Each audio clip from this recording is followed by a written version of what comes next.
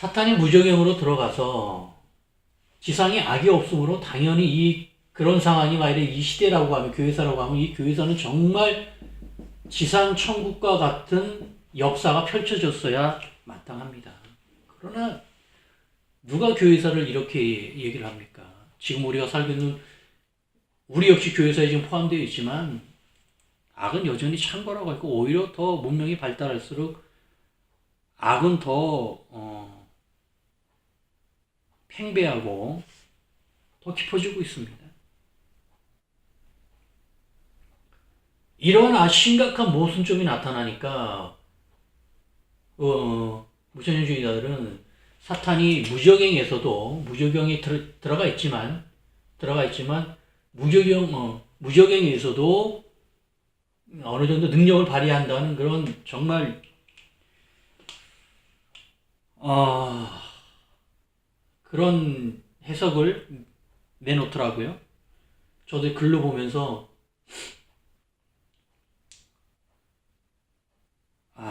주님, 도대체 지금 이 상황이 지금 어떤 상황입니까? 도대체 이게 성경을 공격하려고 하는 불신자들이 악한 의도를 품고 이 해석을 한 게 부처녀설인가요? 그건 아니잖아요. 예수님 잘 믿고 예수님이 정말 사랑하는 영혼들이, 그것도 일반 성도도 아니고 대학자들이 연구하는 신학자들이 지금 연구해서 부처녀설을 만들어냈는데 그 내용을 보니까 사탄이 어떻게 무정행에 들어갔는데 이런 지상에서 이런 악한 일이 역사가 일어났냐, 거기에 답변하기 위해서 그 사탄이 무정행에 들어갔지만 무정행에서도 어느 정도 능력을 발휘한다라고. 그러면은 무적행이 뭐예요 도대체? 무적행은 왜 들어가요? 그럼 사탄이 무적행에 들어가도 능력을 발휘하고 지옥에 들어가도 능력을 발휘하고, 그러면 이 천에 있을 때나 지상에 있을 때나 무적행에 있을 때 지옥에 있을 때나 사탄이 무슨 상관이? 그러면 사탄은 능력을 발휘하지 못한 때는 아예 없는 거 아니면 영영이 그럼 하나님이 사탄을 언제 처리하시고 어디 가나 사탄이 능력을 발휘하는데 지금 뭐 이 상황이 어떻게 되는 거예요? 그럼 천국이라는 상황은 영원히 만들어지지 않는 거고 지상 천국은 영원히 만들어지지 않는 거 아닙니까?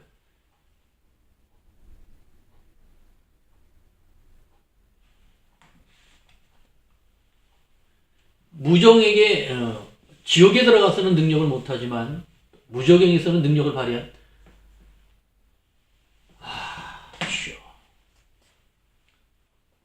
또 제가 이렇게 말하면 분명히 또 이렇게 변명을 하겠죠. 자, 저는 지금 뭐 합당하고 상식적인 걸 넘어서 주님 이거 말씀은 좀 안다고 제가 심히 교만해져서 지금 이분들의 이 내용을 이해하지 못하고 제가 지금 한참 자고한 상태에 있는 것입니까? 아니면 분별을 못하는 상태입니까? 저는 사실 개인적으로요, 도저히 이해할 수가 없습니다. 또 많은 책들 보니까 아주 점잖게 조심스럽게 무적용에 들어간 사탄이 뭐 능력을 발휘한다는 거에 대한 어폐나 이런 얘기들을 점잖게 신학자들은 얘기를 하는데 그분들도 그 마음은 부글부글 끓을 것입니다.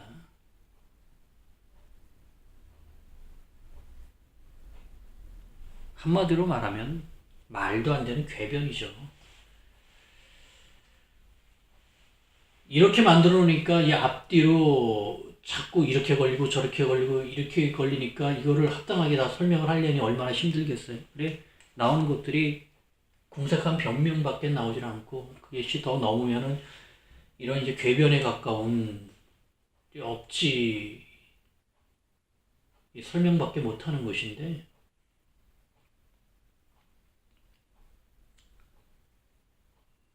자, 이 부분도 뭐 전 더 이상 이 부분은 할 얘기가 없고요. 여러분이 스스로 분별하시기 바랍니다. 자, 지금 뭐 도저히 이해할 수 없는 그 얘기들이 나오고 있어요. 물론 이걸 세세하게 들어가면은 계시록의 순서 이것을 완전히 그 사건의 순서만 바꾸는 게 아니라 구절 연결되어 있는 앞서 말씀드린 구절까지 다 시점을 다 바꿔버리는 그런 아주 희한한 상황이 나타납니다. 앞서 말씀드린 첫째 부활의 또 문제점을 하나 더 보죠. 만일에 첫째 부활이요, 무천년설 주장처럼 이것을 영적 거듭남이라고 하면은요, 즉 예수를 믿고 영적으로 거듭난 성도의 상태, 영적 상태, 이 상태를 첫째 부활이라고 얘기를 하면은요, 그러면 첫째 부활이 이때 발생한 거 아닙니까? 이때 발생한 거예요. 이때 발생했는데, 이러면은 이 사도 요한에 와서 이 단어가 쓰여진 게 아니라 예수님 복음서부터 바울 서신까지 이 첫째 부활이라는 단어가 끊임없이 사용이 됐어야 돼요. 만일에 영적 거듭남이라고 하면 사도 바울이 이 영적 거듭남을 얼마나 강조를 합니까? 그러나 그의 서신에서는 첫째 부활이라는 단어는 한 번도 나오질 않습니다. 공동서신에도 한 번도 나오질 않아요. 예수님의 복음서에서도 한 번도 안 나옵니다, 이 단어가.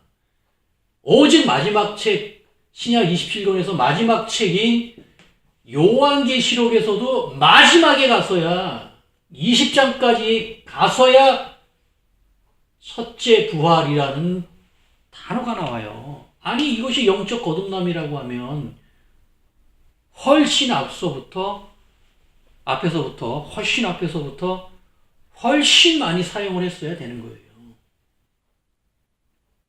신약에서도 거의 끄트머리 가가지고 첫째 부활이라는 단어를 쓸 수가 없습니다. 이것이 영적 거듭남의 성도의 그 상황이라면은 이렇게 쓸 수가 없어요, 단어를.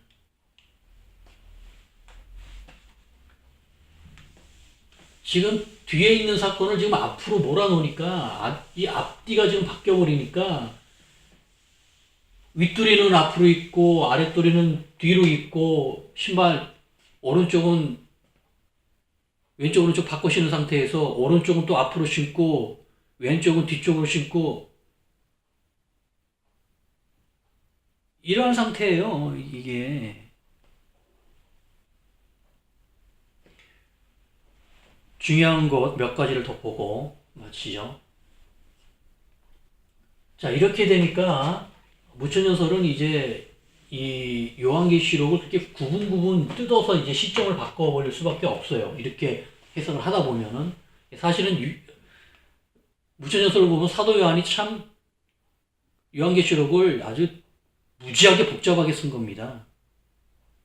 원래는 사도 요한이 단순하게 쓴 건데 해석자들이 바꿔놓으니까 무지하게 복잡하게 된 것을 이제 반대로 얘기하는 거죠.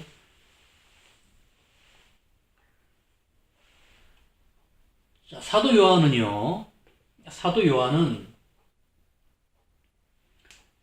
이 7년 대한난 끝에요. 곧 사도 요한의 기록은 이 7년 대한난, 이렇게 써놔도 헷갈리네요. 네, 이렇게 볼게요. 네. 7년 대한난이 있습니다, 이렇게.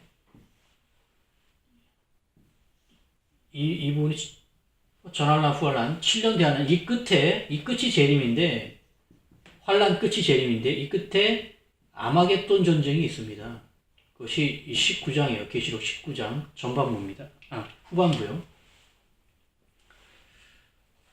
이 아마겟돈 전쟁이라는 것이 이때 발생을 합니다. 아주 유명한 그 용어죠. 아마겟돈 전쟁 발생하는데 이것을 그 다음에 천년왕국 뒤에 재림 뒤에 이제 천년왕국이 있죠. 계시록의 기록입니다. 그 순서로 가는 거예요. 그리고 천년왕국 뒤에 심판이 있는데 이 끝에 천년왕국의 끝에 공마국 전쟁이 있어요. 여기 지금 이 두 전쟁이 아마겟돈 전쟁은 천년왕국 직전인 재림인 때 있고요. 공마국 전쟁은 천년왕국 끝에 심판 직전에 있습니다. 똑같이 전쟁이어서 이 두 전쟁을 같은 전쟁이라고 묻습니다. 즉 아마겟돈 전쟁과 곡마곡 전쟁을 같은 전쟁이라고 놓고 있어요. 물론 계시록 시점으로는 이제 19장, 20장 끝이기 때문에 일정밖에 차이가 안 나서 큰 거리 차이는 아닙니다만 이 두 전쟁은 완전히 다른 전쟁이에요.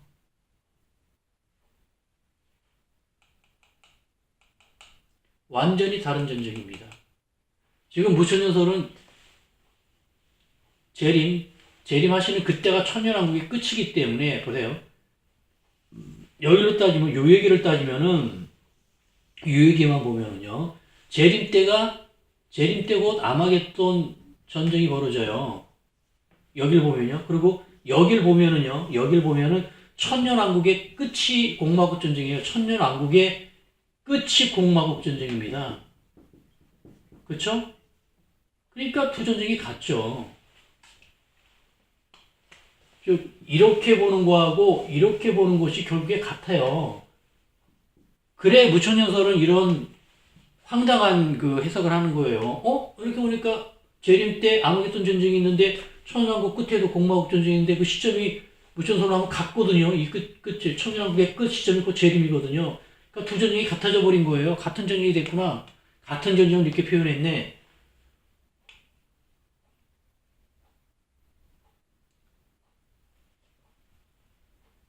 이해하시겠죠? 자, 이건 정말 넌센스 같은 지금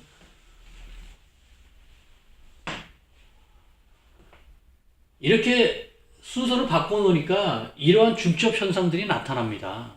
이게 이제 제가 앞서 첫 시간 때 말씀드렸던 이 구조예요, 구조. 이 성경도 전체적으로 아주 놀라운 구조로 되어 있고 각 층마다 다 놀라운 구조를 품고 있는 이 구조가 다 같거든요. 요한계시록도 이 구조가 아주 돋보이면서 정말 백미와 같은 성경 전체를 마무리하는 놀라운 구조로 가득 차 있어서 이런 현상들이 계속 나타납니다. 구분 뜯어보면 다 맞물려 있어요. 그래 제가 말씀드리잖아요. 상징적 해석이 굉장히 조심해야 된다고요. 상징적 해석은 구분을 띄어내가지고 다 끼워 맞추기 때문에 다 맞아요. 이걸 쫙 세워놓을 수 있다라는 겁니다. 같은 걸로 다. 그런데 그 부분만 보면 성립이 되는데 전체로 봐서는 그렇게 해석하면 안 돼요. 그게 이 구조를 알아야만이 성립되는 거, 사용할 수 있는 것과 사용하면 안 되는 거를 분별할 수 있거든요. 지금 이 예는 아마겟돈 전쟁과 곡마곡 전쟁이 같다라고 해석하는 이 전쟁은 아주 협소하게 이 부분만 딱 봐버리면 이렇게 될 수도 있습니다. 그러나 조금만 범위를 좀 계시록만 조금 넓게 보고 성경 전체까지 넓게 보면 이거는 절대 이런 해석이 나올 수가 없어요.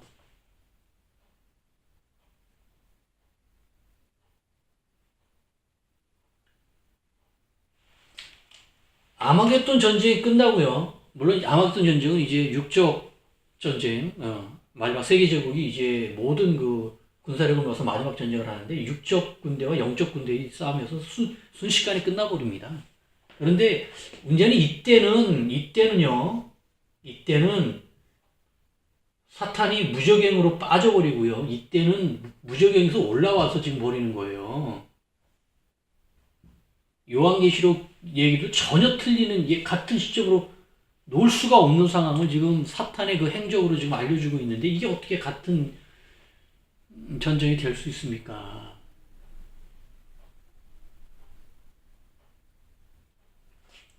이 얘기는 뒤에 천국과 지옥이 풀어지면서 뭐 완전히 다 낱낱이 다 드러납니다. 예, 후천년설도 마찬가지 무천년설이요. 재림 뒤에 있을 천년왕국을 앞으로 당겨서 교회사로 놓는 그것을 뭐 교회사로 마치든지 초림과 재림부터 마치든지 여하튼 재림 뒤에 있는 천년왕국이라고 쓴 요한계시록의 내용을 앞으로 당겨서 사용하는 그 해석은 천국과 지옥의 구조가 드러나는 순간 산산조각이 날 것입니다.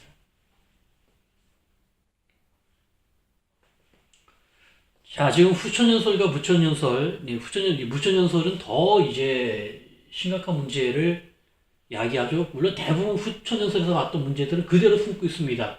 바울이 말한 세 번의 부활 시점 있죠. 두 번째, 세 번째가 심판인데 심판도 마찬가지 후천서까지 땡겨서 썼기 때문에 세 번째 부활 시점이 없어져 버립니다. 이 두 번째와 합쳐지면서 결국 바울이 거짓말을 한 상황이 돼요. 그 외에 후천연설의 문제점을 동일하게 갖고 있습니다. 그러면서 더 심각한 문제들을 안고 있죠.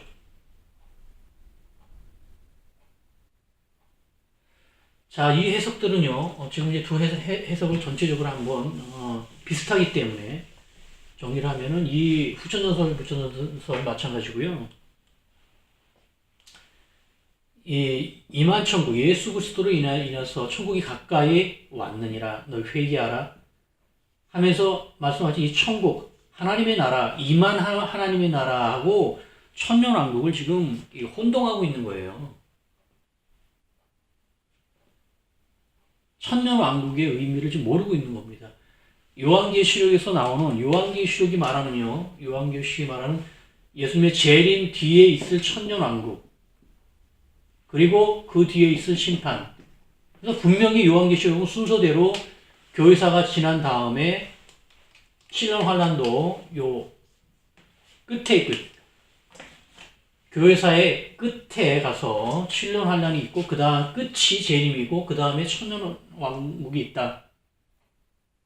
이렇게 말한 이 내용은 구조적으로 완전히 맞춰져 있는 겁니다. 이거를 변개하는 순간 성경 전체 구조가 무너져요. 뒤에 가서 낱낱이 볼 것입니다. 반드시 이 자리에 있어야 됩니다. 천년왕국은. 지금 이걸 헷갈리는 거예요. 이만천국이 천국 아니냐? 천국, 이만천국, 하나님의 나라, 천년왕국, 천국이네, 천국. 둘 다 천국이네, 같네. 땡겨.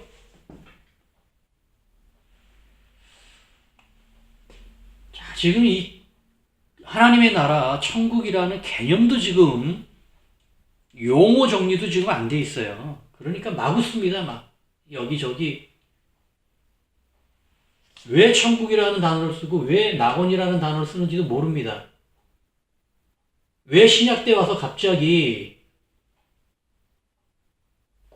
두 단어는 구약 성경에는 나오질 않아요. 둘 다 그냥 하늘 정도로만 나옵니다. 하늘의 하늘 란 이러한 개념 두리뭉실한 구약적 개념이 신약 시대에 와서 갑자기 세분화되면서 용어가 나눠지는 것이 왜 그렇게 되는지를 모르고 있어요.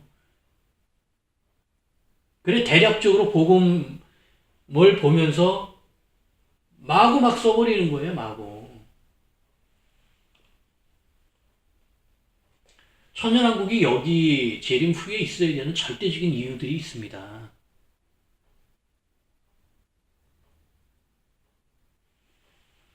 뒤에 제 7천년적 해석하고요. 지나서 요한계시록 1장부터 22장까지 보면서 상세하게 설명을 드리죠. 자, 무천년설로 하면은 이 7년 대한날 동안요. 여기 있죠? 여기로 보면은요. 이쪽으로도 이쪽으로 마찬가지입니다만 초대교회에서 이 상황으로 보던 이 재림의 임박해서 끝에 있던 사건이던 뭐 7년 대한날 어떻게 오든지 간에 이렇게 되면은 그 7년단 안에 있는 사건들, 후천선도 마찬가지입니다만 추수나 휴거나 왕노릇이나 이런 부분들이 큰 의미가 없어요. 용어하고도 충돌하고 이후의 상황들하고도 다 충돌해서 다 폐기처분해야 되는 그런 상황이 발생을 합니다. 그것도 낱낱이 하나씩 뜯어서 보면은 설명을 하는데 앞뒤가 안 맞으니까 궁색한 얘기들만 또 하는 거예요. 앞뒤가 맞을 수가 없죠. 근본적으로 이거를 구조 자체를 뒤에 있는 사건을 앞으로 긴 기간의 사건을 앞으로 겹쳐놨기 때문에 당연히 설명할 수 없는 겁니다. 그것도 뒤에 들어가서 본문 들어가서 아니면 책 7천년적 천천연설을 해석하면서 계속 반복해서 여러 각도에서 여러 곳에서 언급이 될 것입니다. 무천연설도 후천연설처럼 7천년을 만들지 못합니다. 이쪽 천년왕국을 앞에 써서 물론 이것이 7천년이 이제 무천연설 같은 경우는 뭐 7천년이 될 수도 있고 10만 년이 될 수도 있고 70만 년이 될 수도 있어요. 이 언제 재림하실지 모르기 때문에 재림하시는 그때서야 이 초림부터 재림까지 기간을 알 수 있는 거지. 물론 그렇기 때문에 우연찮게 7천년을 만들 수도 있겠죠. 그렇지만 그런 우연으로 하나님의 역사를 그렇게 얘기할 수는 없는 것이고요. 하나님의 역사에서 하나님의 나라과 하나님의 계획에서 우연은 없습니다. 우연이라는 것은 없어요. 우연이 있으면 왜 하나님께서 성경이라는 특별 계시를 통해서 약속을 하셨겠어요? 미래까지 다 약속을 하셨겠습니까? 왜? 우연 없습니다. 완전한 다 계획이에요. 근본적으로 하나님의 계획을 지금 무시하는 그런 심각한 상황입니다.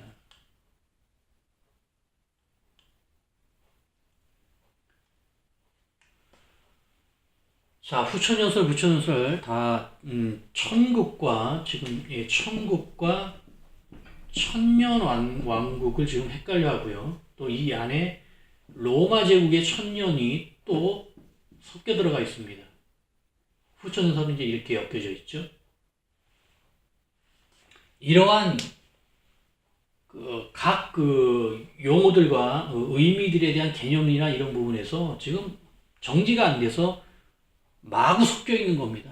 이 해석은 저 해석은 저렇게 쓰고 막 편할 대로 쓰고 앞뒤로 더 추격해서 막히면은 그냥 딱 멈춰버리고 그냥 휙 떠나버려요. 아, 여기까지인가 보다. 요한계시록은 너무 힘들어서 당연히 이 정도면 많이 만들었네 하고 그냥 아무 책임감 없이 휙 떠나버려요. 아니, 막히면은 다시 이 집은 아닌가 보다 하고 다시 마무리를 짓고 그쪽으로 다시 안 들어가야 되는데 중구난방이에요 정말. 이게 저는 이 정도 분별력은 여러분이 갖고 계시다고 생각을 합니다.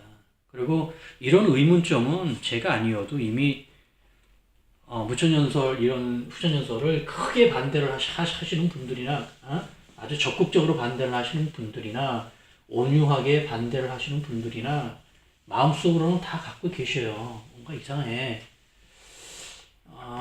마음에 합당하지 않고 말씀을 읽다 보면은 만일에 이것이 정확히 풀어진 성경 해석이라고 하면 말씀을 읽으면서 점점 그래 여기 그렇구나 이렇게 돼야 되는데 후천연설 가면 갈수록 이상하네 그런 한탄밖에 나오지 않는 것을 많은 분들이 아시면서 이제 말씀 안 하시는 분도 많고 때가 되면은 정리되고 그렇겠지 하고 인내하시는 분도 많습니다. 제 입장에서도 뭐 크게 지금 이 의문의 해석들을 분해를 해서 공격할 마음이 없어요. 결론은 올바른 요한계시록 해석을 찾느냐가 문제지 그게 목적이지 안 맞는 거 들춰내가지고 비평을 하려고 지금 이 강의를 하는 게 아니기 때문에 저의 마음을 잘 헤아려 주시고요. 지금 제가 이렇게 몇 가지 중요한 문제들을 설명드렸는데 이건 제가 뭐 특별하게 발견한 것도 아니고 이러한 것들은 이미 종말론을 다루신 분들은 한 번씩은 다 겪습니다. 그래서 또 후천연, 무천연설을 주장하시는 분들하고 얘기를 해도 그 합당한 설명을 못 들어요. 그래서 어느 정도 좀 있고 그렇지만 결국에는 당신들은 당신들대로 하시오. 나는 나대로 가겠습니다 하고 이제 묵인으로 넘어가는데 저 역시도 이러한 점을 설명드리면서 계속 요한계시록을 풀 때 이런 부분을 이렇게 풀면 이런 문제가 발생한다는 걸 계속 여러분에게 훈련을 시키시는 거예요. 훈련을 시키면서 이제 요한계시록을 제대로 풀 경우에 제대로 풀으면 이런 문제들이 발생하지 않아야 된다는 걸 지금 그 방식들을 길을 조금씩 먼저 제시하는 것입니다. 그게 목적이에요. 지금 이 해석들을 비평하는 게 목적이 아닙니다. 그래 어떠한 부분에서 문제가 생기는 것은 이해가 되셨을 줄 생각을 하고요. 그런 부분에서 유념하시고 나아갔으면 좋겠습니다.